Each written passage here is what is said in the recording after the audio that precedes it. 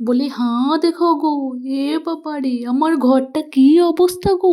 ২ দিন ছিলাম না, কোথায় কোথায় সব চলে গেছে। আমি ভাবছি আমার বর যেন হয়তো সব টিন ভাঙাকে বিক্রি করে দিল নাকি।" আমার রাগও হচ্ছে প্রচণ্ড। তারপরে দেখি আরও কী কী আছে। হ্যাঁ, ওপরে তো অনেক কিছু মাল মেটেরিয়ালস নাই। তারপরে হ্যাঁ, দেখতে পেয়েছি। তারপর দেখছি, দেখি। ও বাবারে! এগুলো আছে?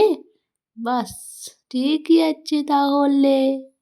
তারপর দেখো তোমরা, রান্নাঘরে আবার ওষুধও রেখে দিয়েছে। দেখছো? এ কি বেটা ছেলের কি কাণ্ড গো! এবার জামা প্যান্টগুলো দেখো, এক গাদাল করে রেখেছে আমার জন্যে পরিষ্কার করব বলে। দেখো কি অবস্থা গো!